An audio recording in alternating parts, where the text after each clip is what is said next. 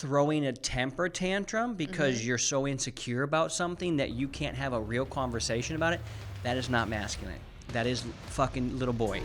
Yeah, I need a bag, bruh. Send it through quickly. I'm making his dog like I'm in the big leagues.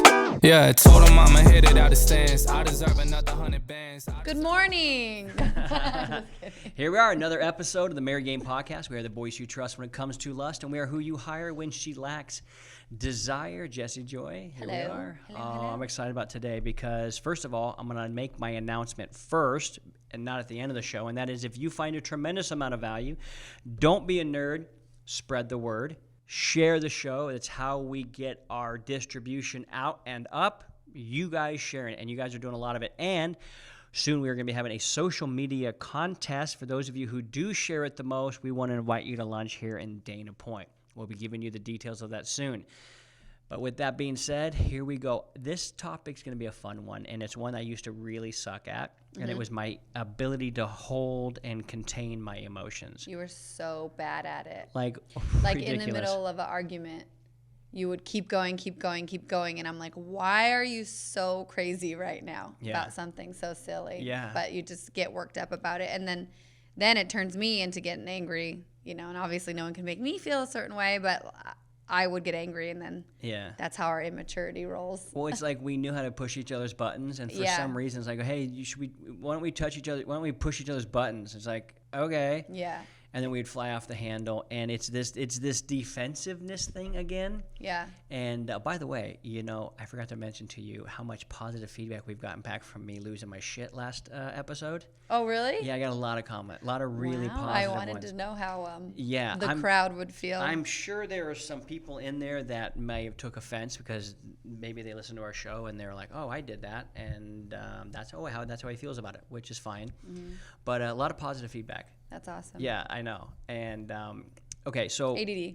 yeah, but this defensiveness, this loss of emotional control, is so childish. Yeah. And there's a Bible verse that reminds me. It says, "Safer is a city without a gate than a man who loses his temper."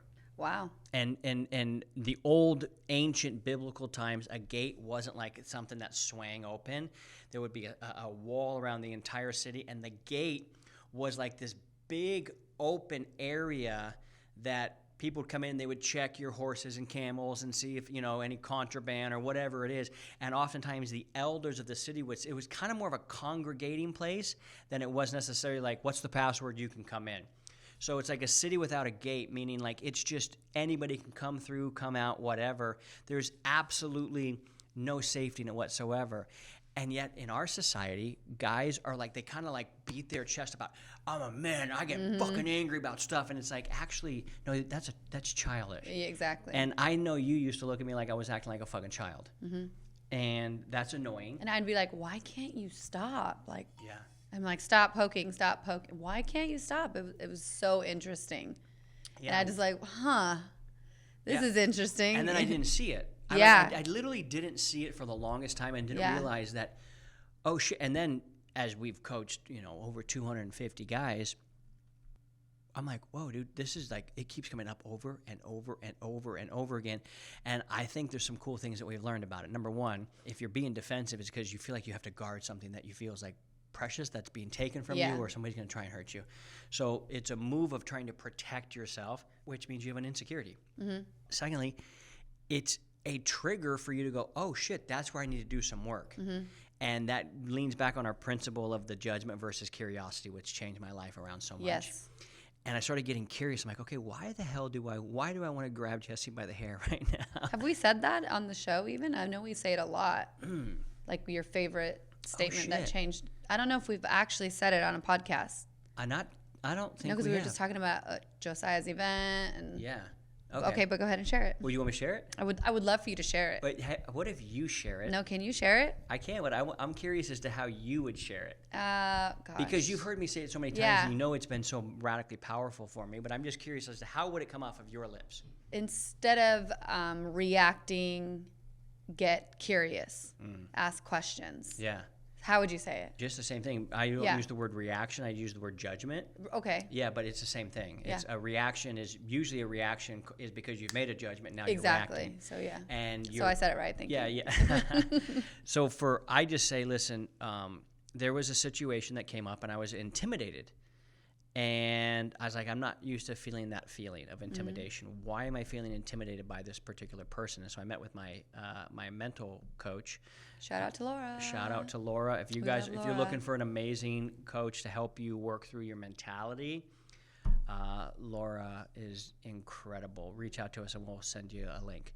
But and I said, hey, I'm not supposed to be feeling this as a man. And she goes, well, are you a man? I go, well, yeah. She goes, are you feeling it? I go, yeah. She goes, well, then apparently men feel it. Apparently you're feeling it. Apparently you're feeling it. And I'm like, oh, dude. And she goes, rather than judge yourself for feeling that, can we start to get curious? I love that. About why you're feeling it. And, dude, that has been a journey now for, that was probably about 2 years ago. But I love that you apply that to everything else now, or at least try to, even in our arguments. Why are you feeling that? Why do we have this come up? Or it has helped us getting too angry because we're getting curious. Even just yesterday, we were having a little tiff, and I felt like I was using it pretty good. I was asking you questions on why you were saying the things you were saying, right? So I feel, well, thank you. I see that smile. It's because I'm learning too. It is hard. It's a half nod. But it's hard to do it in the moment, but if you just stay, use your maturity level, and ask questions on, well, why are you upset, or and a lot of that is like an expectation too, right? So you're like, well, how'd you get that expectation? Well, why do you feel like that? And then we can work through it together. Yeah, but the key to the curiosity in a conversation that's heated with another human being, specifically your spouse, is your emotional stability. Yes. And that was another phrase that we came up with, is once you lose your emotional control, you lose. Mm-hmm. Like it's lost. It's like even if you're right, if you lose your emotional stability, you're acting like a child, and ultimately it's a test of your masculinity. And when you lose your temper, that's not losing your temper isn't masculine. Right. A lot of people think that is. I lost my no.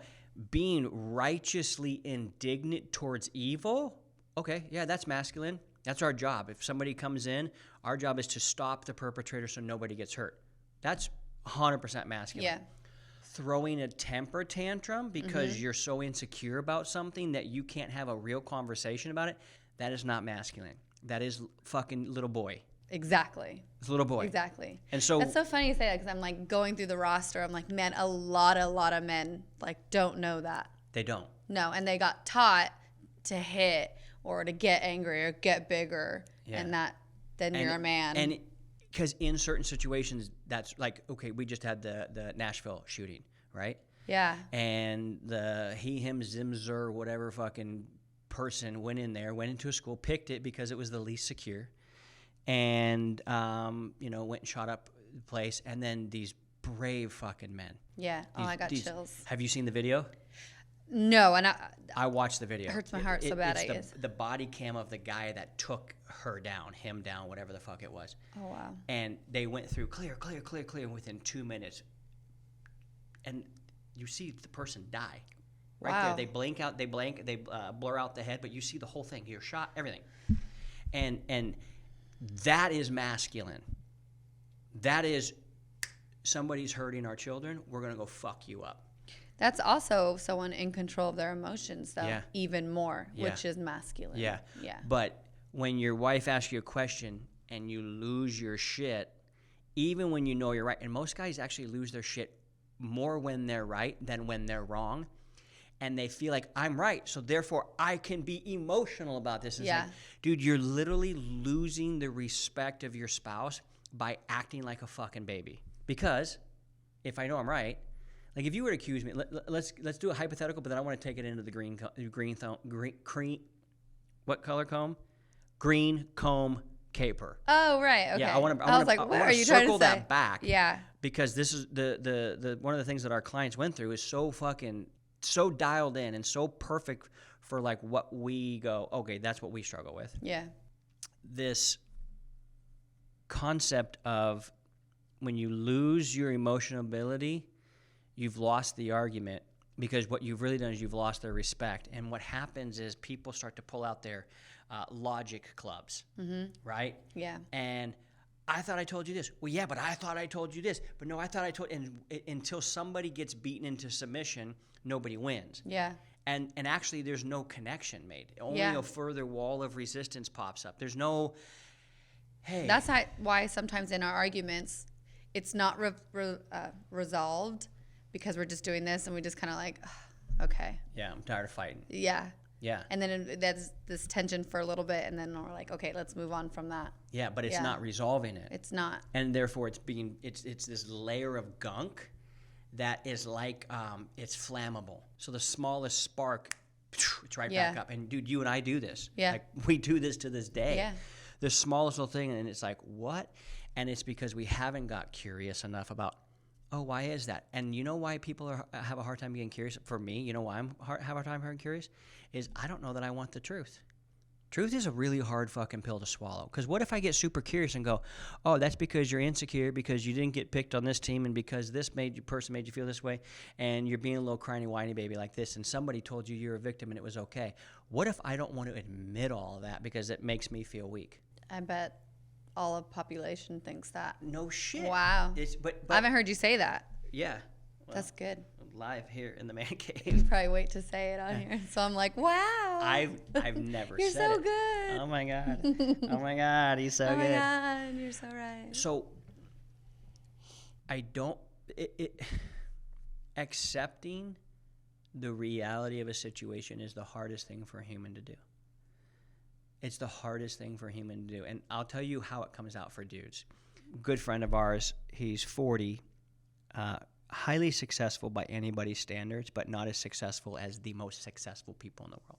And he had mentioned, he's like, sometimes I can get trapped in like, fuck, I'm 40, why am I not further along? And to his credit, he stops and says, I'm going to talk to somebody who's further along and have them be brutally honest with me about where I'm really at. And he submitted himself to these people that had done 100 times more than him, and he makes millions. They've done hundreds of millions. And he said, when I submitted to them and I got to be honest, no judgment, just honest, dude, they showed me, it became very, very clear why I'm at the level I'm at and why I'm not at that next level. Because he was able to deal, and he goes, it hurt my pride so much. It was, my ego was like kicking against it, and it's like, no. You're not where they're at. Mm-hmm. Your systems have gotten you to where their systems, which are way more robust, way more work to do, frankly. And he's like, oh, okay, so to get to that level, I have to be honest. That was such a hard pill for him to swallow, but he took it like a champ, and dude, this guy's going to 10x his business. I love that. Sometimes in relationships, people aren't ready to hear the truth. He was ready. Mm-hmm. And a lot of people aren't ready. They don't want to, and they get defensive. And some relationships, and these are some that I know, and they're a lot older, but you can't even like say one thing, and they're like, no, they just deflect everything. Yeah. Just sit in the pocket when someone's telling you the truth of shit you don't like is the hardest thing for humans. And people be like, it's not that hard. Why do you think it's that hard? Well, let me tell you why. Because it's your wiring. Yeah. Your wiring, ultimately, if you get all the way to the deepest level of thought, like it's the some might call it the blue flame. That's the hottest part of it. Like the most pure essence of what this thing is you and I are trying to keep our species alive. It's literally coded into our DNA. Stay alive. It's why we all love our life so much. And it's so important because it's coded into us to think that if I don't survive and none of us survive, the human race is gone. The next thing to doing that is to being within a tribe. Because as a single man, as a single human being out in the wilderness, you're probably not going to last that long. Maybe, but it's pretty rare. And if you do last, it's because you're an elite savage. But go to the mall and take all those people, and they are not surviving out in the woods by themselves, right?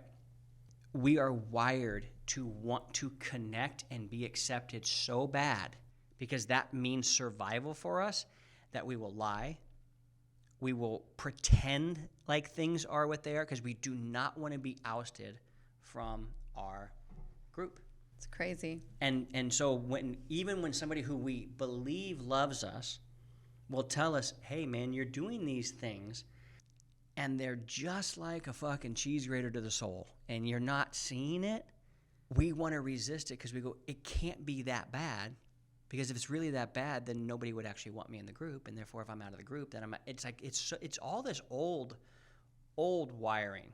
Do you see where that's coming from? Yeah. Yeah. So that's why it makes it so damn difficult when you come to me and go, Keith, when you do this, it bothers me. But here's what happens: is you are emotionally stirred up about whatever it is that's bothering you, and so your emotion tinder flames that residue of my emotion, and I'm like, oh, well, okay, well, fuck you too then, because look at your fucking whatever. Yeah. And then next thing you know, rather than you're defensive, your insecurities, and I just learned them a while ago, I'm going to turn my insecurities into securities. The only way I was able to do that is expose them. Say, hey, I really struggle with this. Hey, I've reached out to my buddies who make a lot more money than me and go, hey, I don't know why I'm not making more money. I believe I'm doing great, but I should be doing this. Oh, let me expose who I am to you. Oh, well, because you think this, this, and this. Shit, I didn't know I thought that. I would have never known I thought that unless I shared it with them. So this exposure it's so raw, it's so rare, and it's so fucking hard for people to do that they feel like they have to win a fight and win an argument even when they're right. And it shows their insecurity. All right, so we talk about the green comb? Yeah. Anything you wanted to add to that based on what we were saying? Okay. So a client of ours, his wife said, hey, can you go get me? She was in the shower, and she said, hey, can you go get a green comb for me? He goes, okay, well, where is it at? And he has a history of looking all over spots and not finding it, and then she walks right. That's called men. Okay, fair. That's probably very fair. It's called men. Yeah, it's called men. And I can't find it. You're like, it's right fucking there. And I experienced that with There's a meme Jovi. on Facebook even. There's two things in the drawer. There's like a mayo and ketchup, and it says men can't find ketchup. Also men. There's like a sniper. There's like a sniper 300 yards to the left. Like that's also men. Oh my God. Can't find the ketchup. Oh my God. There. It's so funny. But and Anyways, I even noticed it's that so true though. Jovi will do it too sometimes. Like so I understand the frustration. 100%. I'll be like, hey, go get your thing. It's not there. And I literally walk up, I open the backpack, and it's right there. You're like, okay. So we've all experienced this situation. So he goes, hey, where should I start this journey, basically? And she goes, it's either in here, it's either in the backpack, or it's in the my purse or something. My purse or something like that. Or a suitcase. Yeah. And he goes, looks, and he tears apart everything because he's had stuff like that happen before. He doesn't want that to happen again. He goes back, it's not there. How about my car? So he goes out the car and he finds the green comb. He comes back and he goes, hey, I got the green comb. And she goes, what the fuck, dude? Why didn't you? Where's the second green comb? Yeah. I need the two other of one. them. Where's the other one? Yeah. And he's just like, what? Now, here's the rest of the context. She asked him to do two other things earlier that day that he did. And then there was one thing that she said in passing that didn't write down that he didn't do. So the two things that he did took him like 2 hours to do. So he's like, he didn't even bring it up, but he was like, I'm proud of myself. I did this thing for her. But the one thing, switch the laundry really quick, which takes 2 seconds, maybe 2 minutes. He didn't do it. She's like, what the fuck, liar? You said, you're a liar. Yeah. Oh, you're a liar because you didn't really mail the thing out. And there was not specifics. There was a real heightened emotion. Yeah. And he wasn't wrong until he lost his shit. Mm-hmm. And he lost his shit because there was so much emotionality going on in here. And he didn't want to feel like he was being injusticized. Yeah. He didn't want to feel like he wasn't being appreciated for what he did. So there's all this emotion wrapped up, and yet this person is like, didn't know any of it. Well, I love what you told him on how to handle it. Well, tell us. Let the crowd know. Yeah, let them know. You said, but the way you, like we say, to make a joke about it, right? Okay, we need another green comb. Where do we start looking for that? Like, just make fun of it. Like, because I love when you act like that. Yeah. I don't act as that crazy, I hope, about the green comb. Not always. Not always. Yeah. I can't think of when you did last, but no, I'm sure I'm pretty sure I have, but I really try to think about your time and all that. So if I ask you for something, it means I really need it. Yeah.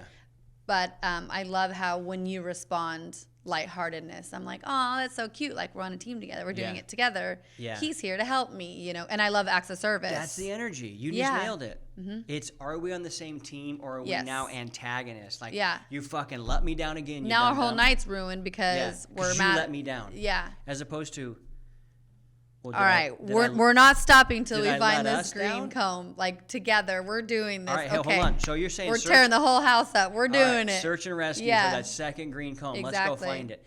And it was this. So it's a story that's frustrating. It's as old as time.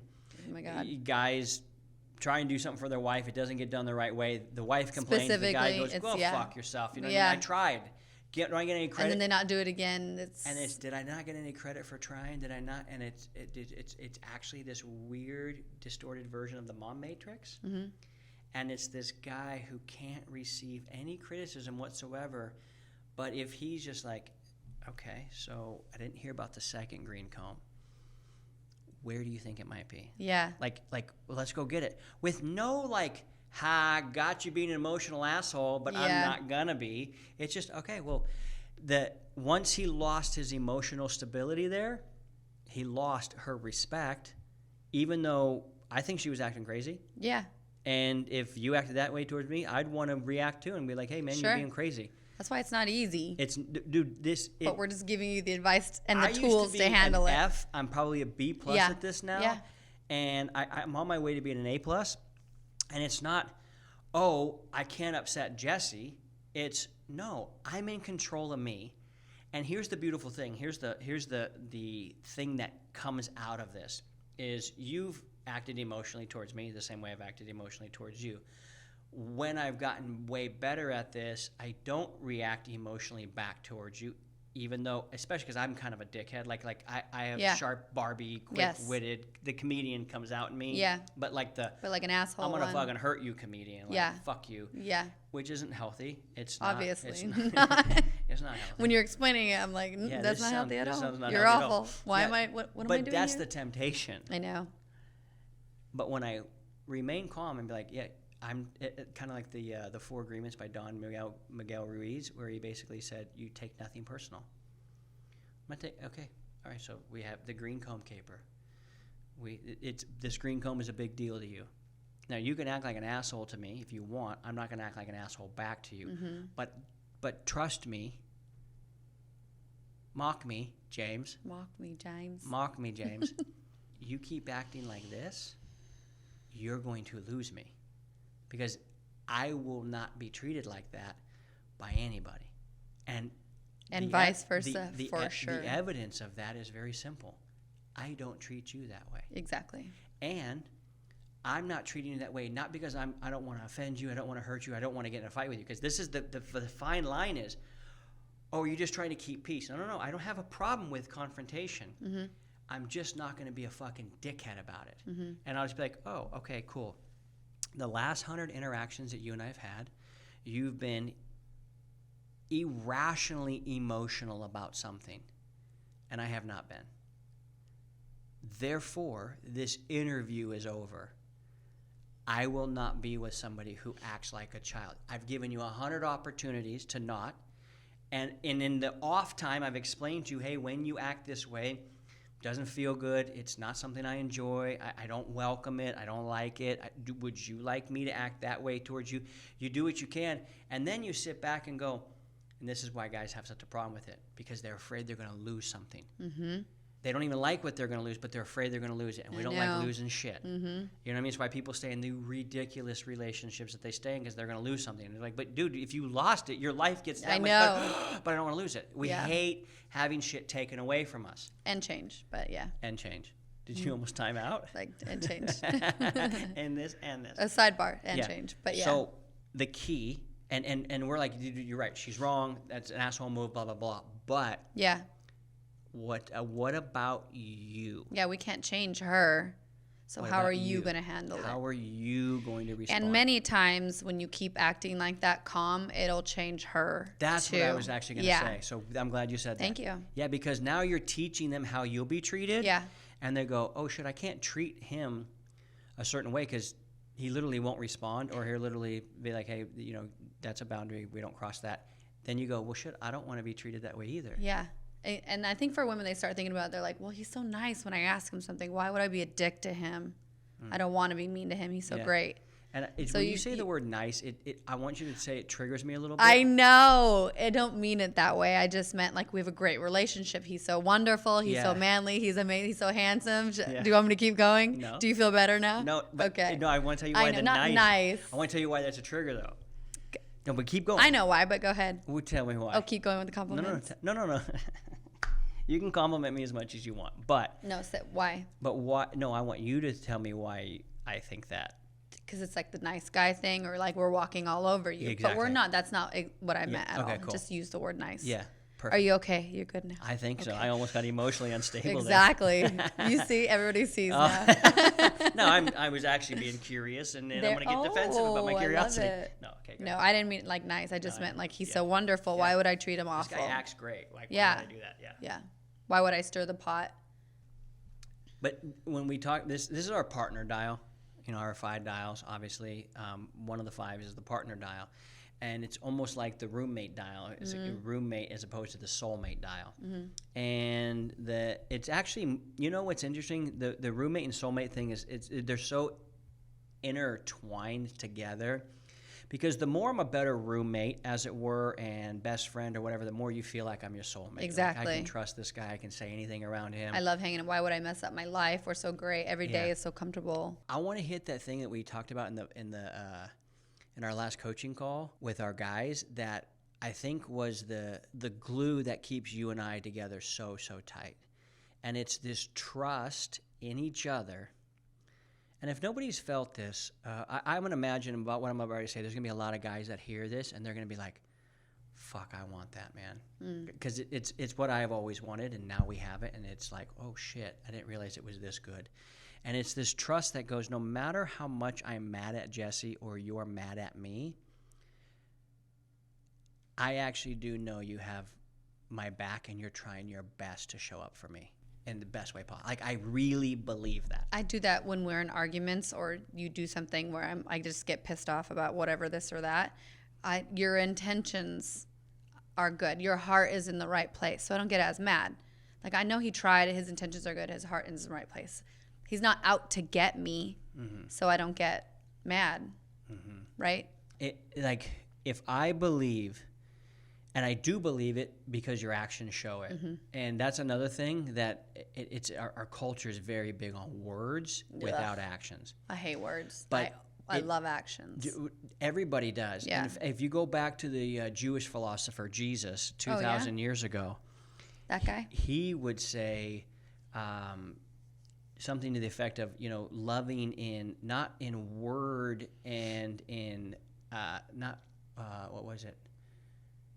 Not in word and in something. It was word and something, but in deed and in truth. To love truly, not just in word and in like flattery, but like in deed. Deed is something. A good deed is something you do.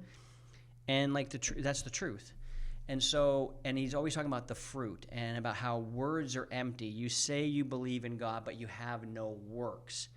You know what I mean? You say you have faith, but there's no evidence behind it. This is ancient scripture that is actually, regardless of the religion, they all talk about this words versus actions. We are in a culture, especially with social media, that people can get away with saying anything. That's crazy. And there is no repercussion, no consequence, and you don't have to have any action, or you can fake the action and get people to believe a certain thing. And I found that the core for me and my true happiness is when I was like, I want to set out to make myself proud. Like, I could give a shit less if you think I'm proud. Like, at this point in my life, the second opinion is so fucking below mine, like in what I want to do with my life, where I want to go, you included, that it's like, it sounds arrogant, but... No, it sounds confident. That is what it is. It sounds very confident. It's like, I want to make myself proud, because then that will get me up in the morning at 4 a.m. to do what I know I got to do, because I'm aiming to pat myself on the back and go, you said you were going to give everything towards this goal, and anything short of everything, you're lying to yourself. But again, that takes a tremendous amount of honesty. And be like, man, I'm not giving my everything. And a lot of guys, the only way they know how to do this is is by getting super angry. But the way a lot of my anger has subsided towards you is finally realizing, oh shit, Jesse's actually showing up the best way she knows how, and she keeps growing. She keeps growing. She's actually, because I felt like there used to be this energy where you would almost be like, all right, Keith, just make it happen. And I'm not saying you did have No, that wasn't my intention. No, but that was my perception of it, like, just make it happen. Like, make it happen, make it happen, make it happen. And I was like, okay, well, hey, it'd be a lot of fun to have you row this boat too. That would kind of be cool. And now that I know that you're rowing as hard as I am. You were just in front of me on the boat and didn't see me trying to row. Yeah. And maybe I just had a little oar or whatever but was going on during that time. But I've seen your actions enough now to go, there's that glue is the grace. Grace is the glue. Really, it's like even if I don't necessarily know it right this moment because my emotions are going crazy, which being highly emotionally variable is not a masculine trait. That is a feminine fucking trait. And that's why I think that sometimes our roles have reversed too, because I was more emotionally stable. Not all the time, just sometimes when you are more up and down in your emotions. I tended to be, Now it's a little different. Well, now you have a hold of them. You're mature. Yeah, that's it's that thing. So when I show up that way, you start to go, okay, well, this is actually how we treat each other. That's a phrase I started using. I'm like, hey, I wouldn't treat you that way. And that usually seems like, oh, shit, you know what? You're right. You actually haven't. So not just in word and in lip service, but in actual deed and in truth. This has been a thing forever. That's so crazy. Like when you're talking, I'm thinking about my childhood, and yes, my parents got along and they were really good friends and communicated and hung out all the time, but they did have times where they would fight and throw things and yell a lot. So the fact that we don't do that in our relationship, we stopped that. Your parents, they got divorced, they probably yell, fight all the time too. I remember my dad throwing a Entenmann's jelly Danish thing at my mom, and it smeared across the wall. We had broken glass everywhere, and the kids would be hiding. And so the fact that we both come from something like that and we choose not to be like that, I just love that for us. Yeah. I'm so excited. I love that for Jovi. Yay, team. Yes. But so that emotional chaos that we've calmed, we're like, hey, well, wait a second. We're going to act like total adults here. We're going to get curious about what's really happening. We're going to find out. And sometimes when you're doing some of your thing, I can see what insecurity you're struggling with. I'm sure you can probably see it in me as well. And like, oh, he's struggling with this. But here's the thing. When you're at each other's throat, you're like, and look what you're struggling with. As opposed to, fuck, that's my best friend. That's my teammate. Yeah. That's the one I'm going to the distance with. Shit, they're really struggling with that. Rather than jump on and jab, jab, jab, which I'm usually good at. Yeah. And I used to do it all the time. Yes. I go, well, fuck, that's her struggle. Oh, shit, I would never kick somebody while they're down. Yeah. And not my best friend. Right. And so creating that emotional, like getting rid of the emotional chaos, actually I think has created the foundation for you and I to build like a real trust to where like we trust each other with like everything. Like it's anything. Like, what do you want to know? What do you, okay, tell me about that. Like, there's not this, okay, Jesse's not here. You're not going to believe what happened. It doesn't, there's none of that. Yeah. And that has created the ultimate fucking trust. And when the trust goes up, the lust goes up. And the whole reason why people listen to this show is because, like, that's what I want. It's a respect thing, too. It's a respect thing. Like, I'm going to be so respectful of myself that you will not get a rise out of me. Yes. That takes a tremendous amount of self-control. Yes, it does. Bridling your tongue. Yeah. Bridling your emotions. Because that is more masculine. And that's what we need more of in our country is men that understand. And speaking up for when we're angered at unrighteousness. We're angered that our government is acting radically tyrannical and has been for 100 years, and we're just waking up to the fact of, holy fuck, they've actually taken so much of our freedoms and we don't even know it yet. Like all these things, that's a place to get not even emotional. Yes, there's indignation, but okay, well, what's the action? How do we swiftly do away with evildoers? I know this sounds very good versus evil, but that's all it is. You know what I mean? And hey, you're going to make me feel exposed. Now I'm mad at you, as opposed to, Thank you for exposing me. And that's what actually these things should, when you get mad, it should cause you to pause. It should give you cause to pause and go, whoa, what the fuck?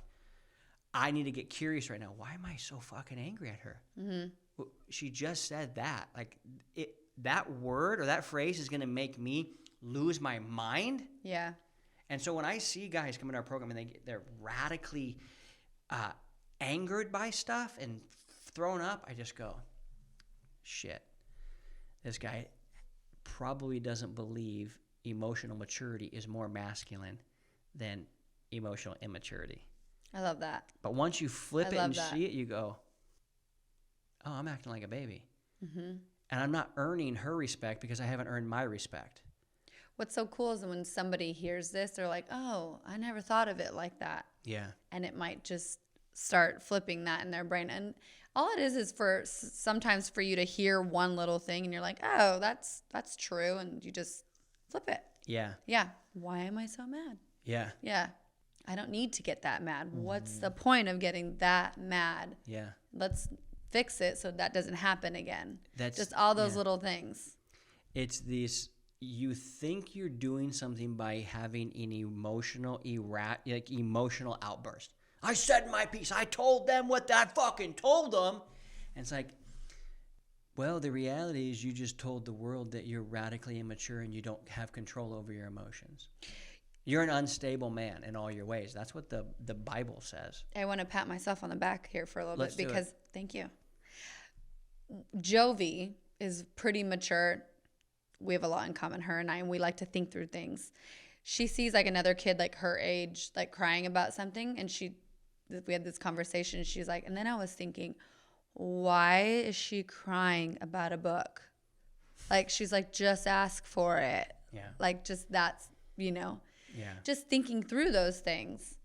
Yeah. That's so crazy that adults can't even do that or don't do it. Yeah. Well, what's so sad is they weren't taught to do that. Yeah. They were taught to act out. Yeah. Or to throw things, to hit, to yell. Like, well, why? I can tell you why. This is hitting me, but it's a concept that I didn't realize was glued into this, but it's actually right into this perfectly. Mm-hmm. And it's this. Men don't like to ask questions because they feel like that's disempowering. If they have to ask questions, it's like they're asking for permission. And yet, this phrase really came to me last week. And again, this is going to be one of those things where they're going to be like, fuck, I never thought of it that way. And that's this. Any question can be empowering if you're totally detached from the answer. So amazing. Any question can be radically empowering if you're detached from the answer. And the best example that every guy's going to get here, and that is if they ask their wife for sex, hey, do you want to have sex tonight? And she goes, not tonight. And then, what the? Yeah. And they start going fucking nuts. Yeah. And they get pouty, and they don't know if they're going to get it, and they just felt rejected. And all that is all their that's all internal stuff that they need to work through.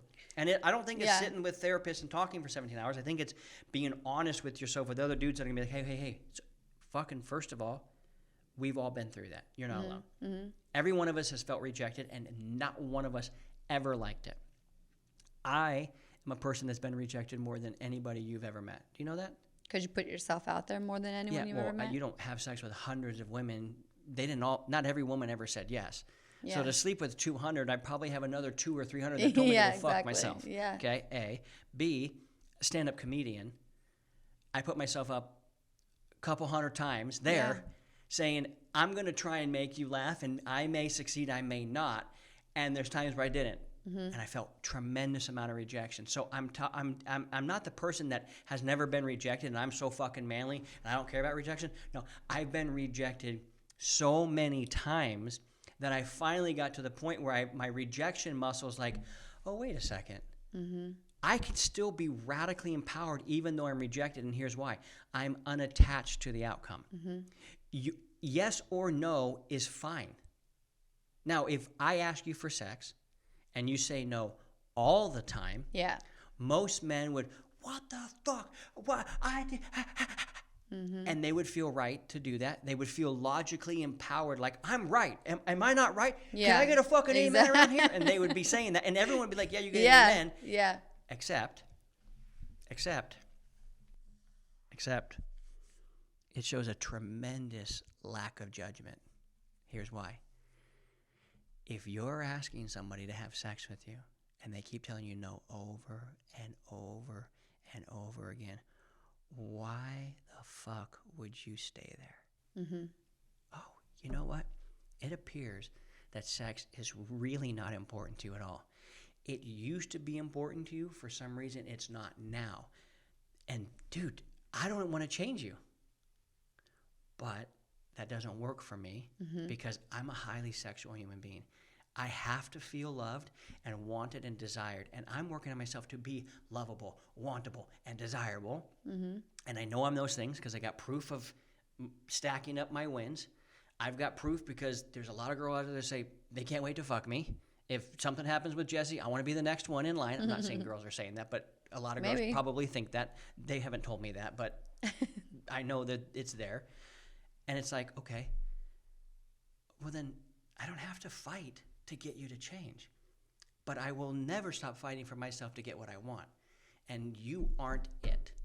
Because you apparently don't honor these things or you don't value these things. And so men are trying so hard to please like what I like, as opposed to having a tremendous amount of judgment and go, oh, okay, well, it looks as if this maybe chapter has come to a close. Mm-hmm. That may sound dickish, but it's not, because if you flip the roles and if, like, say the husband was being like a bad dad, well, that's not important to you. It's important to me. I'm going to go find another one. It's the same thing. Mm-hmm. It's just your values. Yeah. And what are you willing to accept and not accept? That takes so much strength. I know. I did it. No shit. That's exactly what I did. It takes so much strength for a human to go, okay, I'm barking up the wrong tree. Yeah. And you know what? That's okay, but I'm not going to continue to keep barking up it. I know. And so this is actually a deal breaker for me. Life's so short and so amazing, and then you want to do all the things. Why would you just settle? I don't understand that. You ready for me to throw another huge monkey wrench in just about what everybody's thinking right now? And they're going to probably go, what the fuck did he just say? I love that. The concept that marriage is forever is a construct. It's not true. It's a construct. There are tremendous advantages for two people to stay together forever, especially when you're raising kids. Mm-hmm. Especially if you learn to get along, and the ultimate thing is you're going to have to learn to get along with anybody. I don't care how cute she is night one. If you have to talk to her on day two and you're already rolling your fucking eyes, then maybe that's not the one you want to saddle up to for your fucking long journey to wherever. Mm-hmm. It's a construct that does have its advantages, but it's still a construct. And we got it from religion. Mm-hmm. Our whole fucking society makes decisions based on mates on a construct of a religion that most people don't even believe or follow. Mm-hmm. That's true. And that's fucking crazy. Mm-hmm. That's crazy. Oh, that's why I love to just go by my own set of rules, and not like how I was raised. Or how do I feel? Does this go along with my life? And ultimately, do I feel good about it? Sometimes your feelings will go away, but it's like, does this align with my highest value? Yeah. I don't give a shit about your highest value. What's my highest value? My highest value is to be deep and vulnerable and open and trusting with my partner, which is you. And I am those things with you. And I openly say, I want you to be those things with me. Mm-hmm. And of course, we both have insecurities, and sometimes those hit each other. I'm like, oh, that fucking... I definitely struggle with that, but I try, and we do it, and we eventually get to it. But it leads us to our highest value is, I want to be celebrated for me. Yes. And I want to celebrate you for you. Yes. Like, I celebrate you for you, man. Like, you're awesome. And there's so many things about you that are so fucking amazing that I was like, I could talk about it for an entire hour. But I heard a guy I radically respect. His name is Patrick Bet-David. Sold his company. He's a billionaire. But you can tell he's the guy that, like, there was like video, and he was talking before he ever become the big Patrick Bet-David.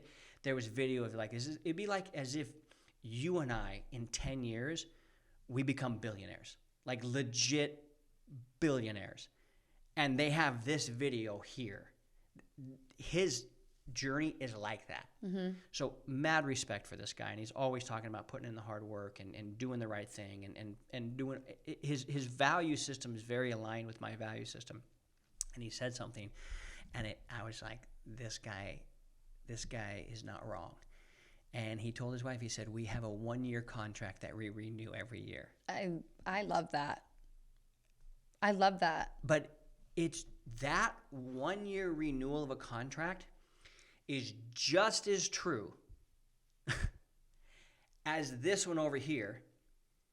But because this one's been in pages that are really thin that you can roll up and use as joint paper. The Bible, if anyone didn't know that. And are christened by this is what God said. And I get it. I know you do. So much of that book, and I love so much of that book. Yeah. And I'm not even hating on the book or the people that follow it. No, I love all the like how it keeps people, what's the word? Accountable or better people. Like basically that was the guide to be a better person. Yeah. Hey, don't kill somebody for no reason. Don't go having sex with your neighbor's wife as much as you want to. Don't lie. Keep your word. Don't lie. Raise your family great. Like I wasn't Take a day raised off and be with each other. I wasn't raised with the Bible, but I just naturally love those values anyways. They're called Judeo-Christian values because the Judaism holds them, Christianity holds them. And they all are from the same book, right? Whatever they're called. I want to be a better person. Yeah. And I like that. They're great guidelines. It is, but I like to think, like I said, my own way. And what was that guy saying? To renew your contract every year. Yeah. Hey, listen. You want to go? You want to go another year? Yeah, let's go another year. Yeah. You know what that does? Every anniversary, we should have that conversation just for funsies. Yeah. But even more than for funsies.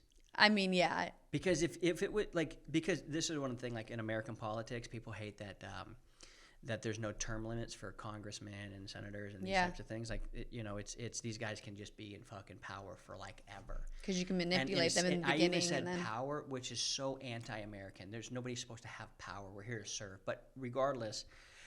We need term limits. Why? Because these crusty old motherfuckers can just stay the same, and they just use the system, and they rig the system, and they feast off the system, and they're parasites off the system. That sounds a lot like a lot of marriages, doesn't it? Well, we're in it forever, so fucking hunker down. Rather than, hey, and this is something that, people, they always go crazy about Monogamy Plus and whatever. Yeah. But when we started Monogamy Plus, fucking 4.5, almost 5 years now, it led me to believe one thing that I think is my advantage, and I'll smoke anybody because of this advantage. Like, this is my advantage that will make me beat everybody else. Not that it's a competition with everybody else, but it's like I'm better. I'm better than you at this because of this belief, and the belief is this: I always want to be Jesse's best option. I want to be your best option. So fucking shoot me. Yeah. But if I'm showing up like, I want to be Jesse's best option, and I know I'm Jesse's best, like I know I'm Jesse's best fucking option, because I'm anybody's best fucking option, because when I'm doing my best, I'm fucking unbelievable. I'm fun to be around. I'm good looking. We have a good thing. But when I'm not my best, and I'm fucking pounding Chipotle burritos and ballooning up to 250 pounds and not driven or whatever, I deserve nothing. Yep. Nothing. And it's the meritocracy. Everything is built upon your merit. What are your fucking results? And that type of lifestyle, you don't have to believe in Monogamy Plus to have that. But that style led me to that realization of, I want to become Jesse's best option every single day. And it's more real when there could be other options. Yeah. It's like, hey, I'm playing the real game here. This is no phony fucking fake around bullshit. This is, I'm the best option. My contract keeps getting renewed as the starting quarterback because I'm the best fucking player on the team in that position. That's awesome. Do you know what I'm saying? Yes, I love that. That motivation, not out of, oh my God, she's going to leave me. No, it's because I want to look myself in the mirror and go, dude, you really do everything you say you're going to do. That's You've powerful. come so far. so far. Fuck, dude. So far. It's not even amazing. recognizable. It's not. It's not even recognizable. And I love that because I didn't like that person. So I'm so thankful that anybody you continue to put in the work. Yeah. All the time and try all the time. Amen. 90%, 99% of the time. Yeah. The other shit is just because I forgot it. We're all human. I fucking forgot it. Yeah. I don't ever consciously go, I'm going to put that off, or I'm going to, fucking that's not a big deal. And that did happen the other day, and you were so like gracious on the situation because it had to do with you and me or whatever, but you had forgot a little part, so it didn't. And you're like, oh my God. You thought it fell on me, but it did fell on you. And you were like, oh my God, I'm so sorry. And I was like, yeah, I love that. Not that I want you to fail. I just love when you're humble about it. Well, because it's not even you. Right. It has fucking nothing to do with you. It has everything to do with, oh shit, my standard was we were going to, talking about that email we were going to write? Yeah, exactly. Yeah. I'm like, oh fuck. That was you. Shit, that's me. Yeah. Oh fuck. I'm so bad. My bad. You're like, oh, that never happens. But it was like. And you're like, people are human. I go, shit happens. That is a human instance. That was, It wasn't, I'll get to that maybe. It was like, I forgot. Yeah. And Jenna was like, oh, man, this fucking sucks. We need to do that. Yeah. And you're like, well, yeah, but you said you were going to do that. And I'm like, oh, yeah, I did say that. Yeah. Shit. Mm-hmm. Okay. This has turned out to be one of my favorite podcasts. I think you said that last time. Yeah. Well, it's, what I'm noticing is there's a power that I'm tapping into that I have not ever experienced before. I've experienced taste of it, like 75 Hard, the Live Hard program. Going through that entire year of that particular protocol and process really did something to my brain in the most positive ways ever. And I resist doing that type of thing because it feels so restrictive and it feels so other thing. But you know what I noticed? When I lean away from discipline and have any justification why I'm not disciplined, I notice it's like me talking myself out before I go into my cold plunge. Mm-hmm. And the thing I learned about cold plunge is once you get in, the more you try and tense up, the colder you're going to remain until you just go, it's cold as shit in here and there ain't nothing going to change it, so I might as well just fucking enjoy it. Yeah. And when I accept that, you know what I had to really accept? I had to accept that I actually am not going to get to do everything I want to do in this life. That was a big realization for me. And it wasn't that I couldn't, and it's not that I can't try, but in trying, I'm going to miss out on the greatest joy of my life that's in front of me, and that is the work I'm doing and feeling like I'm all in on it. And it's not because I want you to think I'm all in. I don't even like social media. If I never had to jump on social media again, I don't think I would miss it. Frankly, I despise it that much, even though I'm on it because I want people to hear our message. So it's a real love-hate relationship for me. I'm glad I have a team that does the clips and posts the thing and do the thing. And I actually like connecting with people who really are enjoying our show. And I really like that they send these messages that we're actually helping them. But that is not the motivating factor for any of it. The motivating factor for me is like, oh shit, when I'm all in on this, I'm going to miss some things. And some things that Keith Yackey really likes. I love fucking around with my friends and shooting pool and doing the things. I love doing a lot of the things, but I started noticing that if I even just have energy of trying to coordinate everything, it's actually taken away from the energy of what I'm doing. And it's a really weird thing, but I always have said really recently, like every day I'm asking, are you willing to go all in? Are you willing to go all in? Are you willing to go in? But the real question I'm noticing for me is, are you willing to lay aside distractions that aren't serving you? And some of that's really fun shit. Are you willing to lay aside that? Because for you to actually, there's this thing that's been kind of birthed inside of me, and I actually don't even know if it's a calling. I don't know if it's God told me, because that stuff kind of, it doesn't really resonate with my soul anymore. But all I know is there's this deep pleasure within me that when I go all in on something, and this feels like we're making music, it feels like we're making art, it feels like we're on the cutting edge of something that's never been done before. I don't even know what that is, but it feels like we're on the cutting edge of something that's never been done. My mind thinks it's part stand-up, part music, part show, part whatever it is that we're doing, and we're just mixing all these experiences together. I don't know what it is, but I do know this. I feel so much more empowered and so much more fulfilled when I'm all in on a thing, and it was the resistance to accepting, well, if that's the case, you're gonna have to probably give up some of this other stuff. Yep. And I grieved it. Yeah. Because you do have a more extreme personality, and if you're not all in, you let things slide. You're like, what's this chocolate cake? I don't want to do the workout today. You start slipping. Yeah. And you have to be all in. You do. Your personality. That's what I've noticed for me. For you, yeah. I've noticed for me, it's like, and I was even talking with my coach, my fitness coach, John Madsen, who, man, that guy somehow, like, the greatest wisdom on planet Earth seems to speak through him into my soul.